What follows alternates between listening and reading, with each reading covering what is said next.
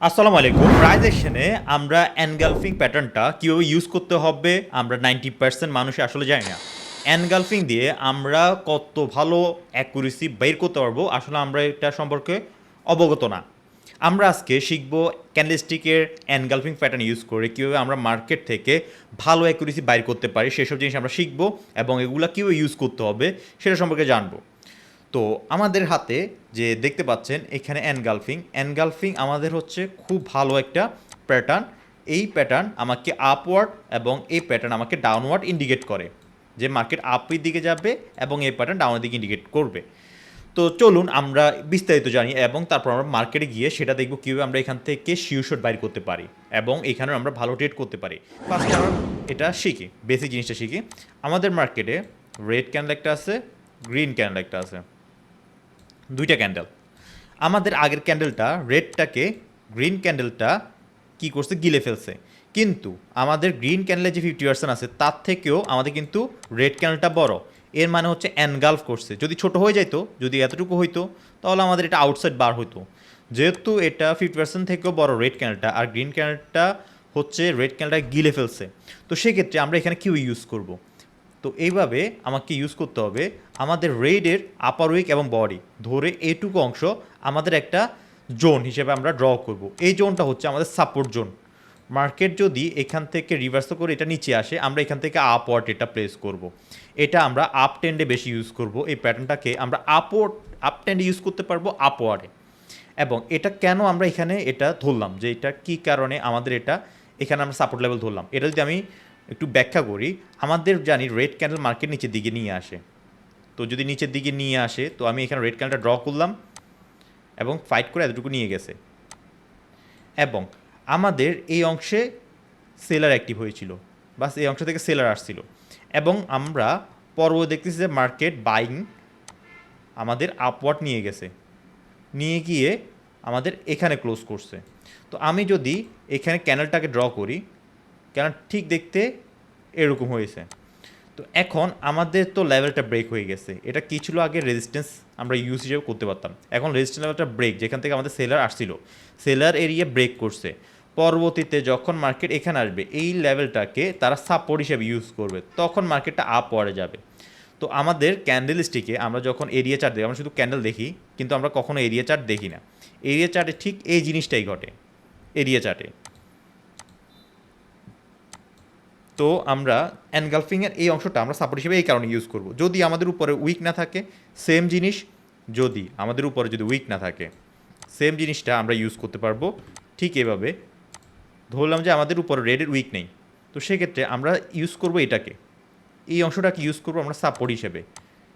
কারণ মার্কেটে এটা ছিল সেলার অ্যাক্টিভিট এরিয়া, সেলার যখন এটা ব্রেক করে বায়ার যখন এটা ব্রেক করে চলে গেছে সেলার এরিয়াটা, তখন সে এটা সাপোর্ট হিসেবে ইউজ করে। যখন মার্কেট নিচে আসবে তখন আপনি এখান থেকে আপওয়ার্ডে তুলে দিবেন, ট্রেডটা করে দিবেন। সেম সিনারিও আমাদের রেড ক্যান্ডেলের ক্ষেত্রেও, বা আমাদের বাইংকে সেলার এনগালফ করছে, ডাউনওয়ার্ডে আমরা ট্রেড করতে পারবো সেই ক্ষেত্রে। তো চলুন আমরা ফার্স্টে এখানে ড্র করলাম এনগালফিংটা। এখন এই জায়গায় আমাদের সাপোর্ট বা রেজিস্ট্যান্স কোনটা হবে আপনার মতে? তো এটা যদি আমি আগে ব্যাখ্যা করি, আগে ব্রেক করি, দেন আমরা বুঝবো। ফার্স্টে এখান থেকে কি করছে, বাইং গিয়েছিল, এখানে সর্বনিম্ন পয়েন্ট, এটা এখান থেকে ওপেন হয়েছিল, এখানে ক্লোজ, এখানে সর্বোচ্চ পয়েন্ট। তো আমরা এটা ফার্স্টে ড্র করি। মার্কেট সর্বনিম্ন পয়েন্টে আসছে, তারপরে মার্কেট উপরে গেছে, সর্বোচ্চ পয়েন্টে গেছে, তারপর মার্কেট এখানে আসছে। তো আমাদের গ্রিন ক্যান্ডেলটা এখান থেকে ওপেন, এখানে ক্লোজ, বাকিটুকু উইক। তো আমি বাকি উইকটুকু ড্র করলাম। এখন এইটুকু যেখান থেকে মার্কেট উপরে গিয়েছিল এটা আমরা সাপোর্ট হিসেবে ইউজ করতে পারতেছি, যে এখান থেকে বাইং আপওয়ার্ড গেছে। তারপরে আমাদের মার্কেট কী গেলো, রেড ক্যান্ডেল আসলো, রেড ক্যান্ডেল উপরে গেলো একটু, এখান থেকে মার্কেট এখান থেকে উপরে আসলো, দেন এখান থেকে মার্কেট নিচের দিকে আসলো, নিচের দিকে এসে ব্রেক করলো, সাপোর্ট লেভেল ব্রেক করলো, করে মার্কেট এখানে ক্লোজ করলো, এই অংশে ক্লোজ করলো। তো আমরা যদি রেড ক্যান্ডেলটাকে ড্র করি, এখান থেকে যেহেতু ওপেন হয়েছে, তো আমরা এখান থেকে এতটুকু পর্যন্ত রেড ক্যান্ডেলটা ড্র করলাম, এখানে এসে ক্লোজ, এই অংশে ড্র করলাম এভাবে। এখন আমাদের সাপোর্ট লেভেলটা ব্রেক, এখন সাপোর্ট বিকাম রেজিস্ট্যান্স হয়ে গেছে। এখন আমাদের মার্কেট যদি পরবর্তীতে এখানে উপরে আসে, এখান থেকে ডাউনওয়ার্ড আসবে, এটা এখন আমরা কী হিসেবে ইউজ করতে পারবো, রেজিস্ট্যান্স হিসাবে। এনগালফিংয়ের সেলার যদি বায়ারকে এনগালফ করে এবং বাইং যদি 50%-এর উপরে হয়, বডি যদি রেডি 50% থেকেও বেশি হয় তো সেক্ষেত্রে এটাকে আমরা এনগালফিং ধরবো এবং আমরা এই অংশটাকে আমরা জোন ধরবো, এখানে সেলিং জোন ধরবো। এখান থেকে মার্কেটে আমরা সেলিংয়ের দিকে আসবে এটুকু আমরা বুঝতে পারবো বা ধরতে পারি যে আমাদের যদি ট্রেড করতে হয় বা শিওর শট বাইর করতে হয়, আমাদের 10টার ভিতর 7টা 6টা 7টা বা 8টা উইন করতে হয়, আমাদেরকে এই ফর্মুলা ইউজ করতে হবে। আমার যদি উইক না থাকে তখন নিচের দিকে ধরেন উইক নাই, উপর দিকে উইক নাই, তাও কোনো সমস্যা নাই। আমরা কি বলছি, যেখান থেকে বাইং অ্যাক্টিভ হয়েছে ওই অংশটা হচ্ছে আমাদের রেজিস্ট্যান্সের মতো আমরা ইউজ করতে পারবো বা ওইটাকে আমরা জোন হিসেবে ইউজ করতে পারবো সেলিংয়ের। আমরা এটার উপরে গেলে যখন মার্কেটটা বা ক্যান্ডেলটা এটার উপরে যাবে তখন এখান থেকে আমরা ডাউনওয়ার্ড করব। তেমনিভাবে আমাদের বাইং দিয়ে করতে হলো সেমভাবে করতে হবে।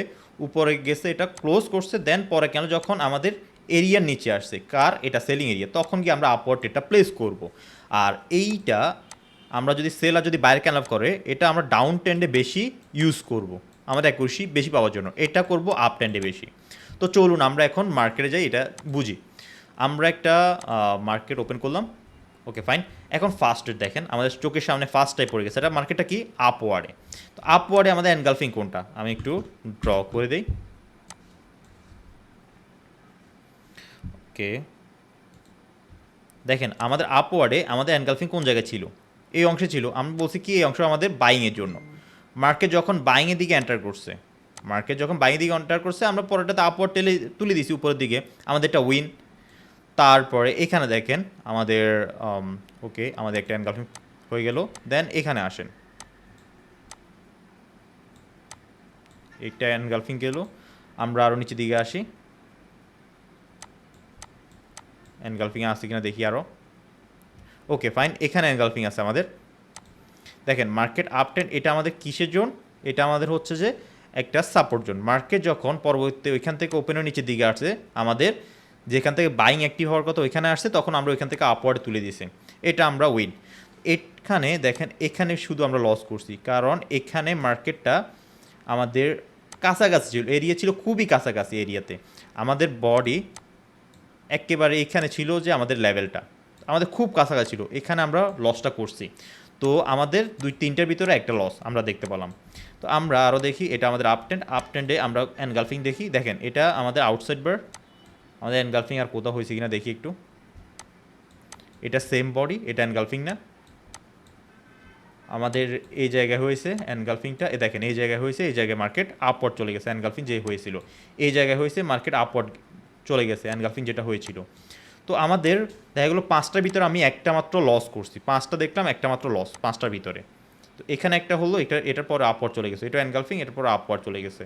আমরা টোটাল দেখলাম কয়টা, 5টা দেখলাম, 5টার ভিতরে আমাদের একটা মাত্র লস আমরা এনগালফিংয়ে দেখতে পেলাম। আবার যদি এখানে দেখেন, এখানে এখনও আসেই না, এরিয়াতে আসে নাই, তখন আমরা এটা মারতে পারতাম। আমরা 5টার ভিতরে একটা মাত্র লস, এর মানে হচ্ছে আমার অ্যাকুরেসি 80% এখনও আছে। তো আমাদের এনগালফিং এও ইউজ করতে হবে। আমরা যদি আরেকটা চার্টে যাই, এখানে দেখবো আমরা মার্কেটটা আপে আছে কিনা আগে দেখি। মার্কেট এখানে মার্কেট রেঞ্জিং। তো আমরা এখানে আপের দিকে দেখবো, যেহেতু আপওয়ার্ড মুভটা ছিল, এখানে আমাদের এনগালফিং কীভাবে কাজ করছে আছে কিনা দেখি আগে এনগালফিংটা। ওকে আমাদের এটা আছে, এটা 50%-এর কাছাকাছি, তাও আপনারা এটা ইউজ করতে পারতাম। যখন মার্কেট এখানে ঢুকছে এখানে আমরা আপওয়ার্ড ট্রেডটা প্লেস করতে পারতাম। এটা দেখেন এটা এনগালফিং হয়েছে, মার্কেট এখান থেকে আমরা আপের দিকে ট্রেডটা প্লেস করতে পারতাম। এটা গেল আমাদের বাইংয়ের দিকে। এখন আমরা সেলিংয়ের দিকে দেখব, কারণ আমরা সেলিংয়ের দিকে কি বলছি, সেলিংয়ের দিকে আমার বায়ারকে সেলার এনগালফ করবে, এটা আমরা সেলিং সাইডে ট্রেড করতে পারবো যখন মার্কেট ডাউন ট্রেন্ডে থাকবে, তখন আমরা এটাকে ইউজ করতে পারবো। তো চলুন এই জিনিসটাকে আমরা এখন দেখি ডাউন ট্রেন্ডে, এখানে ডাউন ট্রেন্ডে কোনো এনগালফিং আছে কি না। আমাদের ডাউন ট্রেন্ডে আমরা বাইংয়ের জন্য এনগালফিং ইউজ করবো না, এটা একটু রিস্কি হয়ে যাবে এবং আমাদের অ্যাকুরেসি ড্রপ করবে। দেখেন এখানে দেখেন ফার্স্টেই আমরা পেয়ে গেছি একটা আমাদের পয়েন্ট থেকে ডাউনওয়ার্ড, একেবারে পয়েন্ট থেকে আমাদের ডাউনওয়ার্ড আসছে মার্কেটটা, ফার্স্ট ট্রেডে আমরা উইন। এছাড়াও আমরা যদি আরও দেখি এখানে আমাদের কোনো এনগালফিং থাকলে, ওকে আমাদের এখানে আছে ডাউন ট্রেন্ড, এখানে দেখি আমাদের আছে কিনা, এখানেও আছে এনগালফিং,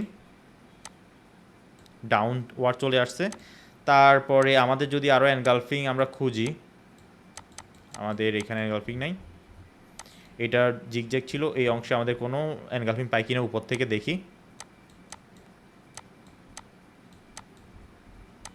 এখানে এনগালফিং আছে কিনা, না এখানে এনগালফিং নাই। যেই অংশে আমাদের এনগালফিং দেখতে পাবো ওই অংশে আমরা এগুলো ইউজ করতে পারবো। তো এটা যদি শুধু এটা ইউজ করেন আপ ট্রেন্ডের জন্য বাইং সেলিংকে এনগালফ করছে কিনা সেটা দেখবো আপওয়ার্ড ট্রেড করতে হলে আপ ট্রেন্ড মার্কেটে। তো আমার এই দুইটা সেট আপ যদি আপনি ইউজ করেন, আপনি যদি মানি ম্যানেজমেন্ট ফলো করেন, মানি ম্যানেজমেন্ট প্লাস এই দুইটা সেট আপ, আপনার 10টার ভিতরে 6টা থেকে 8টা ট্রেড ইজিলি উইন হবে, চোখ বন্ধ করে উইন হবে। তো এই জিনিসটা আপনি মার্কেটে ইউজ করবেন, অ্যাপ্লাই করবেন, আগে ব্যাক টেস্ট করবেন, ব্যাক টেস্ট করে এটার রেজাল্ট দেখবেন, তারপর রিয়েল ডলার দিয়ে ট্রেড করবেন। শুরুতে রিয়েল ডলার ট্রেড করবেন, আগে ব্যাক টেস্ট করে নেবেন, মানি ম্যানেজমেন্ট করে ব্যাক টেস্ট করে নেবেন ড্যামোতে, দেন আপনি রিয়েল ডলার ট্রেড করবেন। সো আশা করি আপনারা অনেক কিছু শিখতে পারছেন আজকে ভিডিও থেকে। এভাবে যারা নতুন তারা এই জিনিসটা অ্যাপ্লাই করতে পারেন এইভাবে। সো আজকের জন্য এটুকুই, ধন্যবাদ।